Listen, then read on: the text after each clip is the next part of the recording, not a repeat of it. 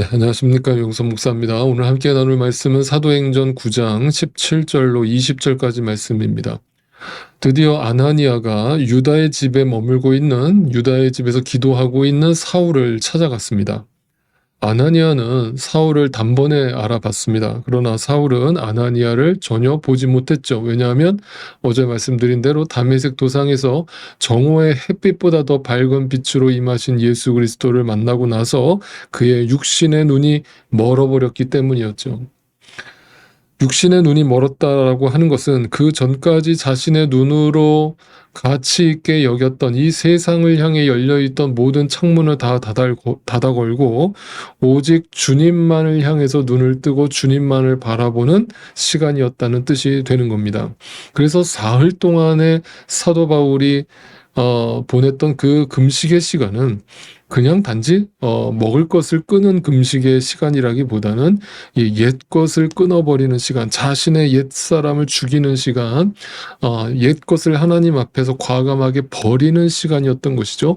그걸 버릴 수 있었던 것은 내가 버려야지라고 내가 의지적으로 선택한다고 해서 버려지는 것이 절대 아닙니다. 여러분, 그것은 돌을 닦는 행위와 마찬가지잖아요. 내가 아무리 저 산속에 올라가서 내 옛사람을 죽여야지, 내가 한번 노력해봐야지, 네, 그거는 100% 작심삼일이라고 제가 거듭 말씀드렸습니다.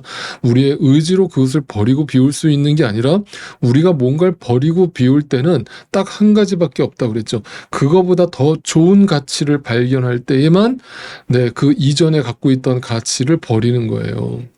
내가 100불짜리의 가치에 눈을 뜨는 순간 1불짜리의 가치를 버릴 수 있는 거거든요. 이 말을 분명히 여러분이 이해하실 수 있기를 바랍니다. 그러니까 우리는 가장 중요한 건 죽으나 사나 그 주님을 바라보는 것이고, 그 주님을 통해서 은혜를 경험하는 것이고, 그 주님을 통해서 말씀을 받는 것이에요.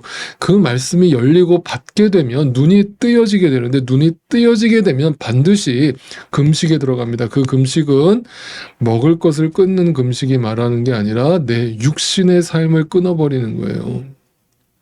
내 정욕과 내 욕구와 내가 원하는 나를 중심으로 흘러가던 내 인생의 방향을 하나님을 향해서 틀어버리는 거거든요. 여러분, 그것이 구원이에요. 그런데 오늘날 우리가 왜 이렇게 신앙이 타락했다, 교회가 타락했다 하느냐, 다른 이유 없어요. 오늘날 복음이 너무 값싸게 전해지는 거예요. 여러분, 값싸게 전해진다는 건 다른 게 아니거든요. 아주 쉽게 만들어버리는 거예요. 이렇게 해도 구원받는다라고 아주 쉽게 정의를 해버리는 거예요. 아주 예를 들어보죠. 오늘날 어떻게 사람들이 교회 안에 들어와서 신자라고 불려짐을 받느냐. 교회 들어와서 교회들마다 가지고 있는 새신자 교육 프로그램을 통과하고, 그리고 일정 기간 주일 예배를 빠지지 않고 잘 참석하고, 그리고 뭐 셀그룹이나 목장 모임에 참석하고, 그러면 어느 정도 시간이 지나면 이제 세례를 받을 때가 된 것 같아요. 그럼 세례 교육 받으시죠 하고 교육 받고서는 또 지식적으로 달달달 외워서 또 세례 받았대요. 그렇게 세례 교인이 돼요. 그리고 또 일정 기간 교회를 계속 다니다 보고 막 봉사하는데 막 정신없이 그냥 신앙생활을 하다 보면 또 집사 직분을 줘요. 그러니까 내 신앙과 내 영적 상태와 전혀 상관없이 그냥 시간이 지나고 남들 보기에 이상하지 않은 행동을 하면 교회에서 신자로 인정을 하고 직분을 준다는 거예요. 이미 구원받은 자로 인정을 해버린다는 거예요. 그런데 제가 늘 말씀드리잖아요. 진짜 믿음은 교회 안에서 판단되는 게 아니라고 그랬습니다. 왜? 적어도 양심을 갖고 있는 사람들이라면 교회 안에서만큼은 누구보다 훌륭한 크리스천으로 살거든요. 안 그러겠습니까? 여러분은 안 그러십니까? 여러분, 교회 와서 세상 사람처럼 행동하고 말하는 사람이 누가 있습니까? 그런데 우리의 실체가 드러나는 자리가 어디예요? 내 삶의 자리에서 내 실체가 드러나잖아요.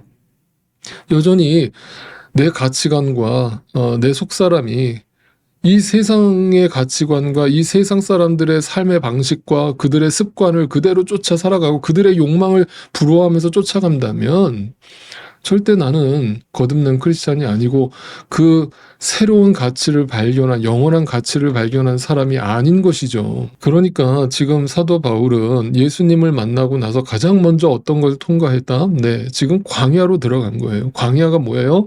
아무것도 잡을 게 없는 거예요. 다 버리는 거예요. 다 비우는 겁니다. 나를 죽이는 거예요. 그리고 나서 예수를 만나고 예수로 나를 채우는 거예요. 주님의 은혜로 나를 채우는 겁니다. 성령으로 다스림을 받는 겁니다. 그 시간을 통과한 사람이 크리스천으로서 열매를 맺으면서 살아가게 되는 것이죠. 그러니까 육신의 눈으로 보면 지금 사도 바울은 예수님을 만나자마자 막 복을 받고 이 세상에서 막 일이 풀리고 만사 형통한 게 아니라 예수님을 만나자마자 눈이 멀어버렸단 말이에요. 네? 어떻게 보면 불구자가 된 거 아닙니까? 그러면 불쌍해 보이잖아. 육신의 눈으로 보면 지금 사울은 되게 불쌍한 거예요. 아니 예수 잘못 만나가지고 지금 멀쩡하던 사람이 저렇게 병신이 됐어. 이렇게 보는 거잖아요. 그런데 영적인 눈으로 보면 뭐예요? 사도 바울은 육신의 눈이 멀어버렸지만 그게 가련하고 불쌍한 모습이 아니라 지금 그는 이 세상 누구보다 행복한 순간을 보내고 있는 거예요. 여러분 이걸 아셔야 돼요. 그러니까 겉으로 보고 저 사람을 보고 저 사람 예수 믿는 거 참 힘들게 믿는다. 저 사람은 왜 이렇게 어렵냐? 저 사람은 왜 이렇게 늘 가난하고 문제투성이고 그걸 보는 게 아니라 저 사람 안에 지금 예수가 살아있는가, 성령 하나님으로 충만한가를 보고 그가 정말 행복한 사람인지 아닌지를 보시란 말이에요. 네, 아시겠습니까? 누가 불쌍한 사람이에요? 그 예수를 모른 채 겉으로만 화려하게 예루살렘 저 화려한 궁전에서 땅땅거리고 이름 날리면서 살아가는 사람들, 그 사람들이 불쌍한 사람들이라고요. 광야에서 그지같이 옷 입고 메뚜기나 주워 먹으면서 하나님께 얼굴을 향하고 무릎을 꿇고 주님으로 충만한 사람, 그 사람이 가장 행복한 사람이고 복받은 사람이라고요.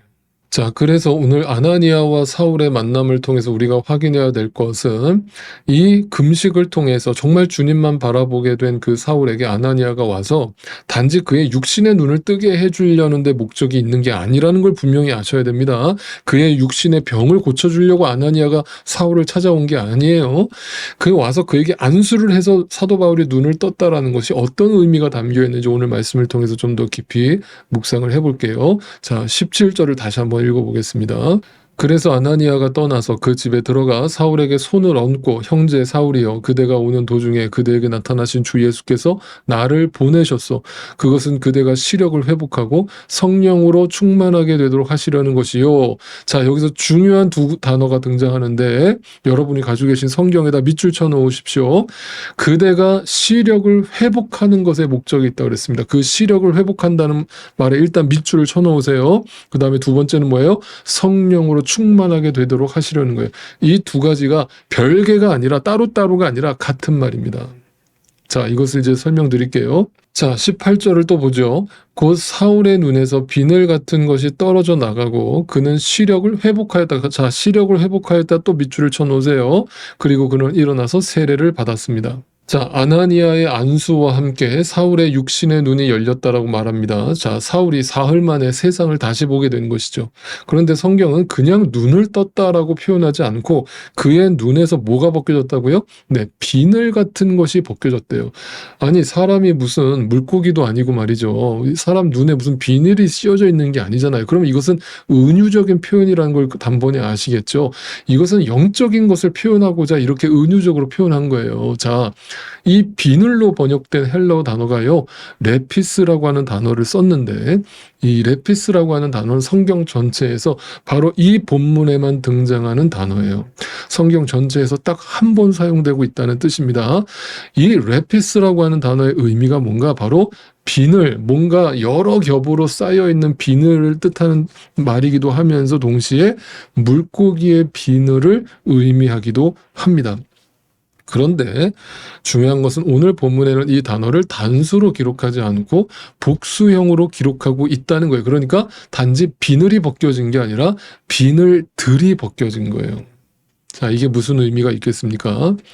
사도 바울이 지금까지 살아가면서 육신의 눈은 뜨고 있었지만 영적인 눈이 감겨져 있었다라고 말하고 있지 않습니까? 영적인 눈이 감겨졌다는 것은 여러 겹의 껍질로 인해서 뭔가 자신이 바라보는 이 세상을 제대로 볼 수 없었다라는 것을 의미합니다. 그것은 우리도 마찬가지였다는 거예요. 우리가 예수님을 알기 전에 우리의 눈에 다 비늘 같은 것이 덮여 있었다는 거예요. 그래서 우리는 그 예수님을 제대로 보지 못하고 눈에 보이는 세상만 바라보면서 그저 눈에 보이는 것들을 쫓아서 살았다라는 거예요. 그런데 비로소 예수님을 만나고 나서 그 비늘 같은 것들이 여러 겹으로 쌓여있던 것들이 하나하나 다 벗겨지기 시작하더라. 그것은 뭐냐? 그가 영적인 눈을 뜨기 시작하더라. 그러니까 그 육신의 눈이 뭔가 비늘로 덮여 있었던 사람은 실체를 보지 못하고 진리를 보지 못하죠. 그래서 항상 자신의 시선과 판단이 옳다라고 여기고 여러 겹의 비늘이 덮인 상태로 세상을 보고 내 주변의 사람들을 보고 심지어 성경을 보는 거죠. 그러니까 하나님의 율법을 읽으면서도 사도 바울은 진리를 전혀 보지 못했으며 비늘들이 끼어있는 자신의 눈에 투영되는 것은 하나님의 진리의 말씀이 아니라 왜곡되고 포장된 이 세상의 윤리와 도덕으로 포장된 거짓이었음이 분명하게 지금 발견되고 있는 것이죠. 자, 예수를 믿으면 가장 먼저 뭐가 달라지느냐라고 묻는 분들이 많이 계십니다. 당연코 예수를 믿게 되면 내가 알고 바라보던 세상이 달라 보이고 사람이 달라 보이고 또 중요한 것은 성경이 보이기 시작한다는 사실입니다. 종교인 중에 한 사람으로 문자적인 이해에 머물러 있던 이 소경됨이 비로소 눈을 뜨게 되므로 그 문자 속에 담겨있는 하나님의 뜻과 만나게 되는 것이죠. 그래서 오늘 사울은 눈을 떴다라고 표현하지 않고 회복했다라고 표현하고 있는 것입니다. 즉 다시 보게 되었다라는 말로 표현되고 있는 것입니다. 다시 보다라고 하는 헬라어 역시 아나라고 하는 접속사와 블레포라고 하는 단어가 합쳐진 단어인데 아나블레포라는 것은 아나라는 단어가 다시라는 의미도 있지만 위를 보다라는 의미도 있는 거예요. 그러니까 아나블레포 이러면 그가 다시 회복되었다라는 뜻도 있지만 위를 보게 되었다라는 의미도 담겨 있다는 뜻입니다. 그러니까 단순히 그의 시력이 회복되었다라는 뜻이 아니라 그의 영적인 눈을 뜨게 되어서 땅을 바라보던 시선이 위를 보게 되었다. 그러니까 주님 안에서 거듭난 자는 오늘도 땅을 바라보던 시선에서 하늘을 바라보는 시선으로, 풍랑을 바라보던 시선에서 예수의 눈과 마주치는 시선으로, 그리고 이 땅의 모든 눈에 보이는 것들을 바라보던 시선에서 하늘의 소망을 두고 하늘의 영원한 가치를 바라보게 되는 시선으로 달라지게 된다는 것을 말해주고 있습니다. 오늘 본문 19절 20절을 또 읽어보겠습니다. 음식을 먹고 힘을 얻었다. 사울은 며칠 동안 다마스쿠스에 있는 제자들과 함께 지냈다. 그런 다음에 그는 곧 여러 회당에서 예수가 하나님의 아들이심을 선포하였다. 자, 사도 바울이 그 예수님을 만나고 나서 3일 동안 자기를 비우고 그 광야에서 주님만 바라보는 시간을 가진 후에 아나니아를 통해서 안수를 받고 비로소 그의 눈이 뜨여짐으로 그 눈이 그냥 육신의 눈이 회복된 것이 아니라 위를 보기 시작했다. 하나님과 눈을 마주치기 시작했다라는 그 증거가 오늘 본문에서 어떻게 나타나는가? 사도 바울이 눈을 뜨자마자 세례를 받고 그리고 먹을 것을 먹고 힘을 회복한 후에 즉시로 회당에 들어가서 뭘 했다고요? 예수 그리스도가 하나님의 아들이심을 증거하기 시작했다. 누가요? 네, 사도 바울이요. 사울이요. 네. 바로 3일 전까지만 해도 그 예수 믿는 사람들을 다 잡아다 죽여버리겠다라고 눈에 살기를 띠고 쫓아가던 그 사람이 예수를 만나고 나서 땅을 바라보던 시선에서 하늘을 바라보는 시선으로 주님과 시선을 맞추고 난 뒤에 그 주님이 살아계신 하나님의 아들이심을 기쁨으로 만방에 증거하며 다니기 시작했다는 것입니다. 할렐루야. 정말 놀라운 일이 아닐 수 없는 것입니다. 여러분, 이것이 다시 본 것입니다. 위를 보게 된 것입니다. 즉 예수를 보게 된 것입니다. 그래서 예수 믿는 사람은 죽으나 사나 어디를 보는 거예요? 위를 보는 거예요. 네, 어떤 상황에도 어떤 순간에도 어떤 고난 속에서도 그 주님을 바라보고 그 주님과 시선을 맞추는 사람은 절대로 풍랑을 바라보지 않습니다. 풍랑에 빠지지 않습니다. 바로 이 순간부터 그 안에 역사하시는 성령 하나님의 충만하심의 역사를 통해서 사도 바울은 로마 감옥에서 형장의 이슬로 사라지기 전까지 모든 상황에서 모든 순간 속에서 임마누엘 하나님과 함께 동행했던 것입니다. 진짜 믿음과 가짜 믿음을 어떻게 구분하느냐? 가장 먼저 그의 시선을 보면 나타납니다. 그가 어디를 바라보고 있는가, 땅을 바라보고 있는가, 하늘을 바라보고 있는가를 통해서 구분됩니다. 오직 눈에 보이는 세상과 자기 자신에게 꽂혀 있는 그 시선이 길이요 진리요 생명이신 주님을 바라보게 되는 것만으로 그 사람은 거듭난 신자임을 증명하는 것입니다. 그리고 나서 그것이 끝이 아니라 그 안에 역사하고 계시는 성령 하나님을 통해서 날마다 자기는 죽고 예수가 사는 것을 경험하면서 자기도 모르게 능동적인 열매가 행함으로 나타나게 되는 것입니다. 그런데 여러분 여기서 주의할 점 뭡니까? 이렇게 한 번 영적인 눈을 떴다고 해서 그것이 죽을 때까지 지속되는 것이 아니라는 사실입니다. 왜 그렇습니까? 성령 하나님은 우리가 예수님을 영접하는 순간에 우리 안에 내주하시지만 성령의 세례를 받지만 그 성령의 세례로 끝나는 것이 아니라 우리는 날마다 그 성령의 다스림, 성령의 충만함을 날마다 누려야 하는 것이죠. 그렇지 않으면 어떤 결과가 나타나는 겁니까? 나도 모르게 또 이 육신의 한계에 붙들려서 육신의 열매를 맺을 수밖에 없는 것이죠. 그러니까 우리는 전적으로 죽으나 사나 누구한테 붙들려 살아야 되는 겁니까?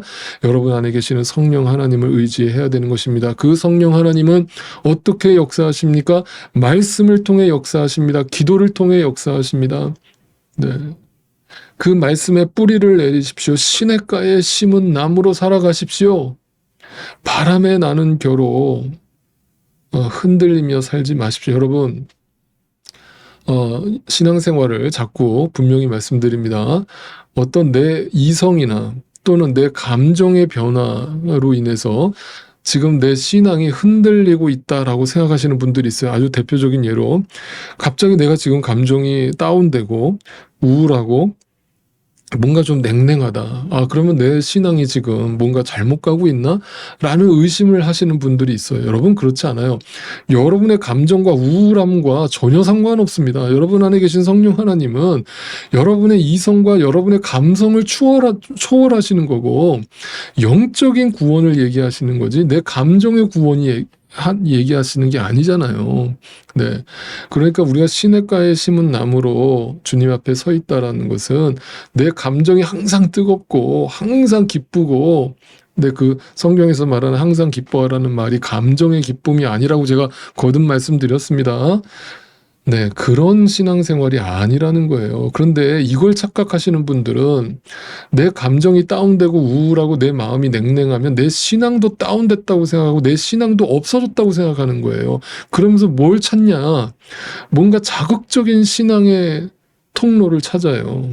네, 뭔가 내가 지금 잠자고 있는 것 같으니까 내 잠자는 영혼을 깨울 수 있는 더 자극적인 메시지나 그런 신비적인 걸 쫓아가는 분들을 너무 많이 봐왔어요, 지금까지. 네. 여러분 절대 그렇게 현혹당하지 마시기를 바랍니다. 광야라니까요, 여러분. 광야로 들어가셔야 된다니까요. 광야에 서셔야 된다니까요. 아무것도 붙잡을 게 없고 아무것도 기댈 데가 없는 그 광야로 나아가야 거기서 주님만 바라본다니까요. 위를 보게 된다니까요. 네.